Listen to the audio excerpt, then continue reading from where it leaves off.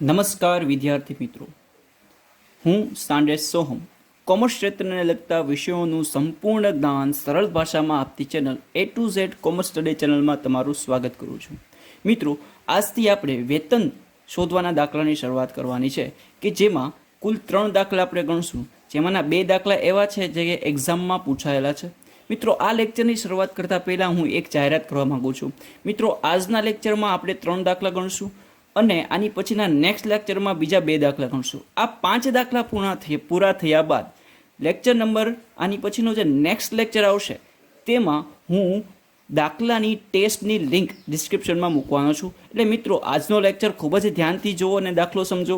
ત્યારબાદ જે next lecture મૂકવામાં આવશે તેમાં પણ 2 દાખલા ગણાવવામાં આવશે અને આ 5 દાખલાને આધારે ટેસ્ટ ક્રિએટ કરવાનો છું, જે ઓનલાઈન ટેસ્ટ રહેશે, જેની લિંક તમને આની પછીના નેક્સ્ટ લેક્ચરની ડિસ્ક્રિપ્શનમાં મળી રહેશે. તો મિત્રો, ધ્યાનથી દાખલો સમજજો, બંને લેક્ચર ધ્યાનથી સમજો અને સારી રીતે ટેસ્ટ આપો એવી હું તમને રિક્વેસ્ટ કરીશ.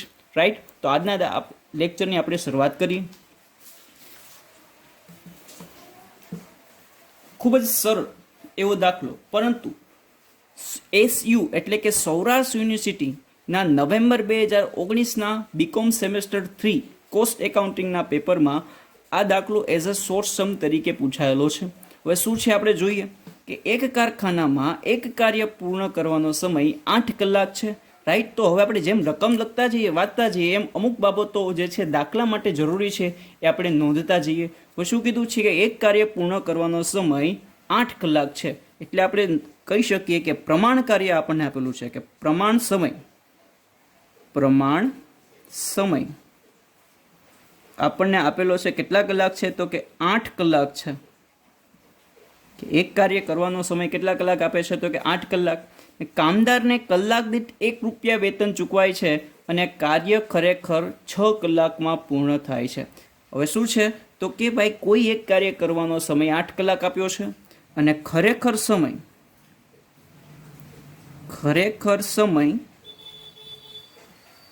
કેટલો લેવામાં આવે છે? તો કે 6 કલાક. સારી વાત છે, 8 કલાકનું કામ 6 કલાકમાં કરે છે. અને કલાક દીઠ કેટલું વેતન ચૂકવાય છે? 1 રૂપિયા વેતન ચૂકવાય છે. કલાક દીઠ વેતનનો દર કેટલો છે? 1 રૂપિયા. તો કલાક દીઠ 1 રૂપિયો ચૂકવાય છે. તો કામદારને ચૂકવાના પગારની ગણતરી કરો. તમને બંને પ્રથામાંથી શોધવાનું કહ્યું છે, સમય વેતન પ્રથા અને કાર્ય વેતન પ્રથા. મિત્રો, આ દાખલો પૂછાઈ ગયેલો છે એઝ અ શોર્ટ સમ તરીકે. ખૂબ જ ઇઝી દાખલો છે. પહેલા આપણે શરૂઆત કરીએ સમય વેતન પ્રથા. કે સમય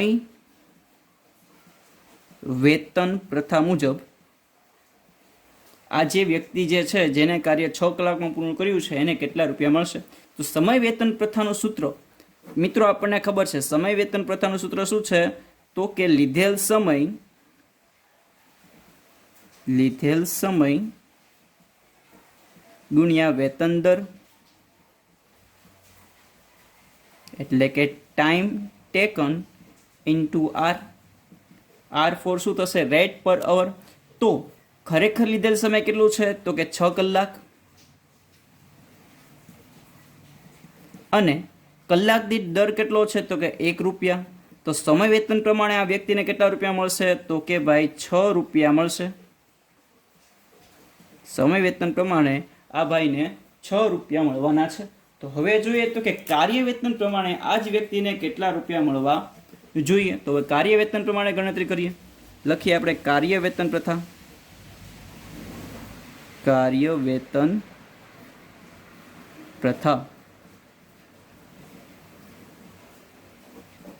કાર્ય વેતનના 2 સૂત્રો છે કે જો તમને ઉત્પાદન આપ્યું હોય તો ઉત્પાદનના એકમ ગુણ્યા વેતન દર, અને ઉત્પાદન ન આપ્યું હોય તો પ્રમાણ સમય અથવા તો ફાળવેલ સમય ગુણ્યા એકમનો દર.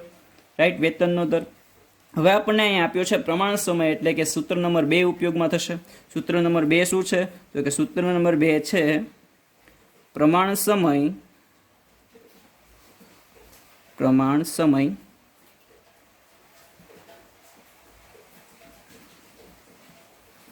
ગુણ્યા વેતન દર. પ્રમાણ સમય એટલે શું થશે? ટાઈમ એલો ઇન્ટુ આર એટલે કે રેટ પર અવર.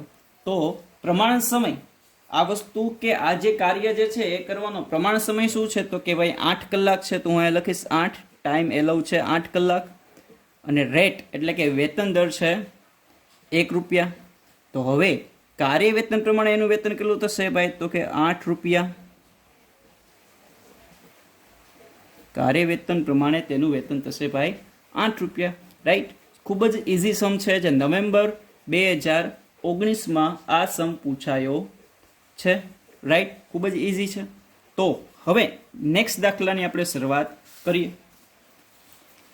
નેક્સ્ટ દાખલામાં શું કીધું છે કે એક પ્રમાણ કાર્ય દિવસ દરમિયાન 15 એકમનું છે. એટલે તમને પ્રમાણ કાર્ય પહેલેથી કહી દીધું છે કે પ્રમાણ કાર્ય જે છે હું અહીં આપણે લખી નાખીએ. પ્રમાણ કાર્ય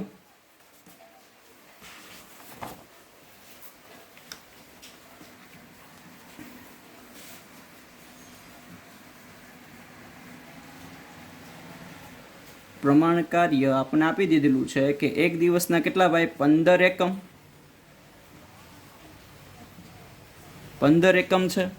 રાઈટ, પછી શું કીધું, જો કામદાર દિવસમાં 15 એકમ કે વધુ એકમ પૂરા કરે તો એને એકમ દીઠ 1.20 રૂપિયા વેતન ચૂકવવાનું છે, અને તેનાથી ઓછું ઉત્પાદન કરે તો 1 રૂપિયા વેતન ચૂકવવાનું છે. અને જો એ 20 એકમનું ઉત્પાદન કરે અને બી 14 એકમનું ઉત્પાદન કરે તો દરેકને ટેલરની ભિન્ન વેતન દરની યોજના મુજબ કેટલું વેતન મળશે. હવે તો અહીંયા ટેલરની યોજનાની વાત છે. ટેલરની યોજના આપણને ખબર છે કે એમાં 2 વેતન દર હોય છે. જો સારું કાર્ય કરે તો ઊંચા દરે વેતન ચૂકવાશે, અને સારું કાર્ય ન કરે તો નીચા દરે વેતન ચૂકવાશે. રાઈટ, તો અહીંયા પ્રમાણ કાર્ય શું છે તો કે 15 એકમ છે. 15 એકમથી વધુ કાર્ય કરે તો 1.20, ઓછું કાર્ય કરે તો 1 રૂપિયા. તો આપણે બંનેની ગણતરી કરીએ. પહેલાં આપણે ગણતરી કરીએ એની, કે ભાઈ એની સ્થિતિ શું છે. તો એ કેટલા એકમનું ઉત્પાદન કર્યું છે તો કે એ 20 એકમનું ઉત્પાદન કર્યું છે. એનો મતલબ શું છે, 15 એકમથી વધુ છે. તો 15 એકમ કે તેથી વધુ એકમ પૂરા કરે તો એકમ દીઠ કેટલા રૂપિયા તો કે 1.20 રૂપિયા. તો અહીંયા એનું વેતનનું સૂત્ર શું થશે તો કે ઉત્પાદનના એકમો, ઉત્પાદન એકમ ગુણ્યા વેતન દર, એટલે કે શું થશે W ઇન્ટુ આર. આર એટલે અહીંયા શું થશે રેટ પર યુનિટ. તો અહીંયા થશે ઉત્પાદનના એકમો કેટલા છે 20, અને રેટ પર યુનિટ કેટલા ગણવાના છે 1.2, એટલે કેટલા થશે 20 ગુણ્યા 1.2 કરશું એટલે થશે ભાઈ 24 રૂપિયા. એને કેટલા મળશે 24 રૂપિયા મળશે. હવે જોઈએ બીમાં. બીએ કેટલા એકમનું ઉત્પાદન કર્યું છે તો કે બીએ 14 એકમનું ઉત્પાદન કર્યું છે. હવે અહીંયા પણ સૂત્ર સેમ રહેશે કે ઉત્પાદનના એકમો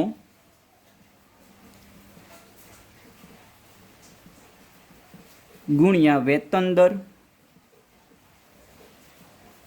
ઉત્પાદનના એકમો કેટલા છે 14, વેતન દર આપણે જોવું પડશે. હવે વેતન દરમાં શું કીધું છે કે જો તેનાથી ઓછું એટલે કે 15 એકમ પ્રમાણ કાર્યથી ઓછું ઉત્પાદન કરનારને 1 રૂપિયા વેતન ચૂકવાનું છે. 1 રૂપિયા વેતન શું છે તો કે એકમ દીઠ. તો હવે 14 જે છે 15થી ઓછું છે, તેથી એને એકમ દીઠ કેટલા રૂપિયા ચૂકવાશે 1 રૂપિયા. તો એનું કુલ વેતન કેટલું થશે તો એનું કુલ વેતન થશે 14 રૂપિયા. રાઈટ, એનું કુલ વેતન થશે 14 રૂપિયા. ખૂબ જ ઇઝી સમ છે ટેલરની ભિન્ન દરની પદ્ધતિ, કે જેમાં તમને એકમ દીઠ બધું આપી દીધેલું છે. હવે એક દાખલો આપણે જોઈએ કે જેમાં આમાં માહિતી શું આપી છે એકમ દીઠ આપેલી છે, પણ જ્યારે પણ તમને પર્સન્ટેજ આધારે માહિતી આપી હોય ત્યારે કઈ રીતે ગણતરી થાય. અને આ દાખલો મોસ્ટ IMP છે મિત્રો. મહારાજા કૃષ્ણકુમાર સિંહજી ભાવનગર યુનિવર્સિટીના માર્ચ 2019ના એક્સટર્નલની એક્ઝામમાં આ દાખલો પૂછાયેલો છે. રાઈટ, આ બેઠો આ જ દાખલો પૂછાયેલો છે. ફરક ફક્ત એટલો છે કે આની પહેલાંના દાખલામાં આપણે શું જોયું કે બધી તમને માહિતી એકમ દીઠ માહિતી આપી દીધી હતી. અહીંયા તમને જે માહિતી આપી છે ટકાવારીને આધારે માહિતી આપી છે, તેથી આપણે ટકાવારીને આધારે આપણે ગણતરી કરવી પડશે. રાઈટ, તો હવે શું રકમ આપે છે આપણે રીડ કરીએ. નીચેની વિગત પરથી ટેલરની ભિન્ન વેતન દરની પદ્ધતિ મુજબ એ અને બીનું કુલ વેતન અને એકમ દીઠ વેતન શોધો. હવે શું આપ્યું છે પ્રમાણ સમય. હવે જો મિત્રો પ્રમાણ સમય શું કીધું છે 100 એકમો દર કલાકે, એટલે દર કલાકે એને 100 એકમનું ઉત્પાદન કરવાનું છે. સમય વેતન દર 2 રૂપિયા દર કલાક, 2 રૂપિયા દર કલાક. ભિન્ન વેતન દરની પદ્ધતિ, બે વેતન દર આપ્યા છે. શું કીધું છે કે પ્રમાણિતથી ઓછા કામ માટે કાર્ય વેતનના, શું કીધું છે, કાર્ય વેતનના 80%, પ્રમાણિત કે તેથી વધુ કામ માટે કાર્ય વેતનના 120%, કાર્ય વેતનના 120%. એનો મતલબ શું છે કે પ્રમાણ કાર્ય શું છે તો કે 100 એકમ દર કલાક, દર કલાકના એને 100 એકમનું ઉત્પાદન કરવાનું છે. અને જો આ પ્રમાણિત કાર્યથી ઓછું કાર્ય કરે તો એને કાર્ય વેતન જેટલું મળતું હોય એના 80% વેતન જ આપવાનું છે. અને જો પ્રમાણિત કાર્યથી વધુ કામ કરે કે પ્રમાણિત કાર્ય જેટલું કામ કરે તો કાર્ય વેતનનું એને જેટલું મળે છે એના 120% એને વેતન આપવાનું છે. રાઈટ. હવે કોઈ એક 8 કલાકના દિવસમાં એ 700 એકમનું ઉત્પાદન કરે ને બી 900 એકમનું ઉત્પાદન કર્યું હતું. રાઈટ. તો હવે આપણને બે પોસિબિલિટી અથવા તો બે કર્મચારીઓ આપે છે કે જેમાં એ જે છે 700 એકમ ને બી જે છે 900 એકમનું ઉત્પાદન કરે છે. તો આપણે એનું કુલ વેતન શોધવાનું છે ને એકમ દીઠ વેતન શોધવાનું છે. મિત્રો હવે ટેલર જે છે એનો આપણે અભિગમ જોયો છે ત્યારે આપણે શું વાત કરી હતી કે ટેલરની પદ્ધતિમાં જે વેતન દર છે અથવા તો જે પદ્ધતિએ વેતન શોધાય છે એ કાર્ય વેતન છે. અહીંયા આપણને જે માહિતી આપી છે કઈ આપી છે, પ્રમાણ સમય આપ્યું છે પરંતુ પ્રમાણ કાર્ય આપ્યું નથી. સમય વેતન દર છે કે 2 રૂપિયા દર કલાકે. રાઈટ. પરંતુ અહીંયા કાર્ય વેતન દર આપ્યો નથી. તો આપણે બંને વસ્તુ મેળવવી પડશે, કેમ કે આપણે જો કાર્ય વેતન મેળવવું હોય રાઈટ તો ઉત્પાદનના એકમો પણ મેળવવા પડશે અને એકમ દીઠ કેટલું વેતન ચૂકવાય છે એ પણ મેળવવું પડશે. તો પહેલાં તો આપણે મેળવીએ પ્રમાણ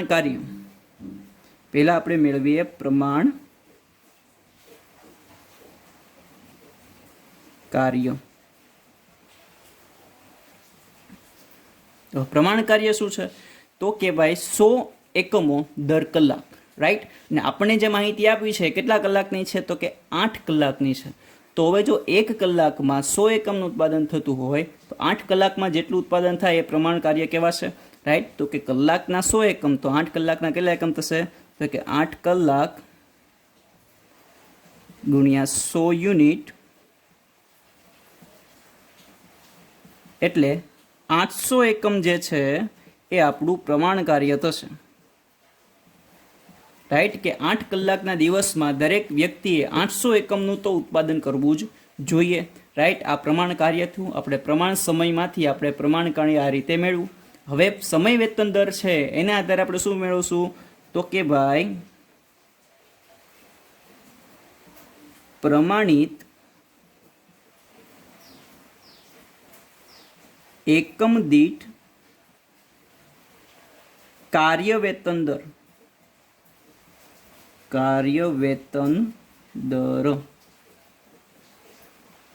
રાઈટ. પ્રમાણિત એકમ દીઠ કાર્ય વેતન દર, એકમ દીઠ કેટલું એને કાર્ય વેતન ચૂકવવામાં આવે છે પ્રમાણિત એ આપણે મેળવવું પડશે. હવે એ કઈ રીતે મેળવશું એ પણ સિમ્પલ છે. જો કલાકના 2 રૂપિયા મળે છે, કલાકના 2 રૂપિયા મળે છે અને દરેક કલાકમાં કેટલા એકમનું ઉત્પાદન થયું છે તો કે દરેક કલાકમાં 100 એકમનું ઉત્પાદન થયું છે. તો આ બંને માહિતીને આપણે જોડીએ તો આપણે શું કહી શકીએ તો કે ભાઈ કલાકમાં 100 એકમનું ઉત્પાદન કરે છે તો એ વ્યક્તિને કલાકના 2 રૂપિયા વેતન મળે છે. એનો મતલબ શું થયો કે 100 એકમના ઉત્પાદનમાં એને 2 રૂપિયા વેતન મળે છે. તો 1 એકમનું કેટલું વેતન થાય, સીધી આપણે ગણતરી કરીએ કે ભાઈ 2 એકમ 2 રૂપિયા મળે છે એ 100 એકમના. તો 1 એકમના કેટલા હશે તો 1 એકમના આપણે કહી શકીએ કે 0.02 રૂપિયા અથવા તો કહી શકીએ અથવા તો આપણે જે છે કહી શકીએ 2 પૈસા. રાઈટ. એકમ દીઠ પ્રમાણિત કાર્ય વેતન દર કેટલો થયો તો કે ભાઈ 2 પૈસા. પ્રમાણ કાર્ય કેટલું થયું તો કે 800 એકમ. હવે એટલી માહિતી આપણને મળી ગયા બાદ હવે આપણે ગણતરી કરી શકીએ કે એ અને બી ની શું ગણતરી થશે. રાઈટ. હવે શું કીધું છે એ કેટલા એકમનું ઉત્પાદન કરે છે 700 એકમનું ઉત્પાદન કરે છે. તો પહેલા આપણે જોઈએ એ ની ગણતરી જોઈએ. એ કેટલા એકમનું ઉત્પાદન કર્યું છે 700 એકમનું ઉત્પાદન કર્યું છે. અને આપણે હવે જોઈએ કે પ્રમાણ કાર્ય આપણે કેટલું ગણતરી કરીએ છીએ તો કે પ્રમાણ કાર્ય જે છે એ કેટલા એકમો છે 800 એકમ છે. 800 એકમ. તો 800 એકમ જે છે એ કેવા છે તો કે ભાઈ એ 700 એકમનું ઉત્પાદન કર્યું છે, એનો મતલબ એમ પ્રમાણ કાર્યથી ઓછું કાર્ય કર્યું છે, એટલે એને કાર્ય વેતનના કેટલા ટકા મળશે તો કે કાર્ય વેતનની ફક્ત 80% રકમ જ એને વેતન તરીકે મળવાની છે. તો આપણે ગણતરી કરીએ. હવે અહીંયા શું કહેવાશે, 80% કાર્ય વેતન એને મળવાનું છે. શા માટે 80%? તો કે એને પ્રમાણ કાર્ય કરતાં ઓછું ઉત્પાદન કર્યું છે. તો કાર્ય વેતનનું સૂત્ર શું છે તો કે ઉત્પાદિત એકમો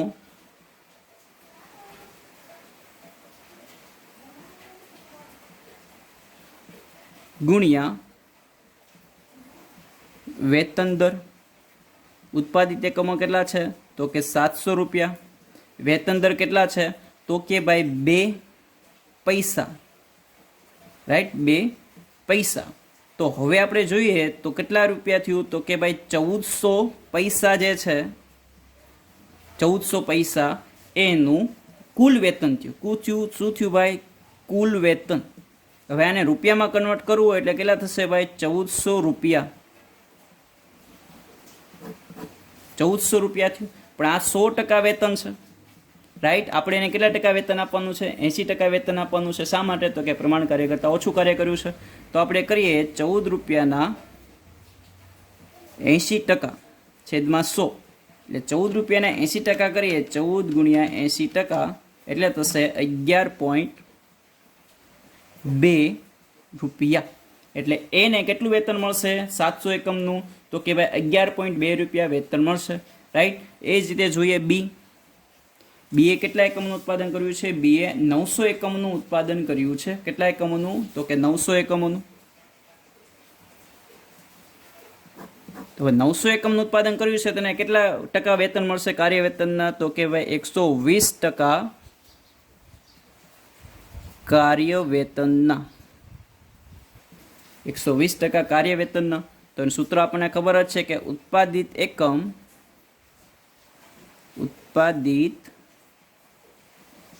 એકમ ગુણ્યા વેતન દર, રાઈટ. તો ઉત્પાદિત એકમો છે 900 રૂપિયા, 900 એકમ. વેતન દર આપણે કેટલો મળ્યો છે તો કે 2 પૈસા. એટલે 9 દુ કેટલા થશે? 18, એટલે કે થશે 1800 પૈસા. અને રૂપિયામાં જોવું હોય તો કેટલા થશે ભાઈ? 18 રૂપિયા. પરંતુ આ એનું વેતન છે નહીં, એને ભાઈ પ્રમાણિત કાર્ય કરતાં વધુ કાર્ય કર્યું છે, એને 120% વેતન આપવાનું છે. તો આપણે 120% વેતન આપીએ તો કે ભાઈ 18 ગુણ્યા 120% છે, એટલે 120 છેદમાં 100. તો એને કેટલું વેતન મળશે? 18 ગુણ્યા 120%, એટલે 21.6 રૂપિયા જે છે એને વેતન મળશે, રાઈટ. 21.6 રૂપિયા જે છે એને વેતન મળવાનું છે. મિત્રો હવે આપણને શું મળી ગયું તો કે ભાઈ કુલ વેતન એનું અને બીનું કુલ વેતન મળી ગયું એક, રાઈટ. હવે જે આપણે મેળવવાનું શું બીજું કીધું છે તો કે કુલ વેતન અને એકમ દીઠ વેતન પણ શોધવાનું છે. એકમ દીઠ વેતન. હવે આ જે 11.2 રૂપિયા છે એ કેટલા એકમોનું છે તો કે ભાઈ 700 એકમોનું છે. તો હવે એકમ દીઠ વેતન મારે મેળવવું હશે કે એકમ દીઠ વેતન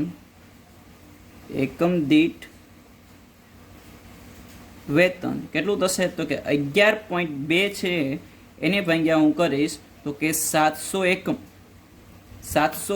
તો 11.2 ભાગ્યા 700 એકમ કરીશ એટલે મને મળશે 0.016 રૂપિયા. એ જ રીતે બીને કેટલા એકમો છે? 900 એકમ. 900 એકમનું મહેનતાણું કેટલું છે તો કે ભાઈ 21.6. 21.6 ભાગ્યા હું 900 એકમ કરીશ એટલે મને એકમ દીઠ મળશે કે 21.6 ભાગ્યા 900 એકમ કરીશ એટલે મને મળશે 0.024 રૂપિયા, રાઈટ. 0.024 રૂપિયા, અથવા તો કહી શકાય 2.4 પૈસા અને 1.6 પૈસા, રાઈટ. એટલે આપણને કુલ વેતન પણ મળી ગયું અને એકમ દીઠ વેતન પણ મળી ગયું છે. તો મિત્રો તો ખૂબ જ જરૂરી દાખલો છે. હવે શું કરવાનું છે? તમારે ધ્યાનથી આ દાખલો જોવાનો છે, સમજવાનો છે. નેક્સ્ટ લેક્ચરના દાખલા પણ સમજવાના છે અને નેક્સ્ટ લેક્ચરમાં જે ટેસ્ટની લિંક આપી છે એના દ્વારા તમે જે ભાઈ દાખલા શીખ્યા છો એ દાખલાની ટેસ્ટ અથવા તો હોમવર્ક જે સમજો એ તમારે આપવાનું છે. રાઈટ, મળીએ નેક્સ્ટ લેક્ચરોમાં.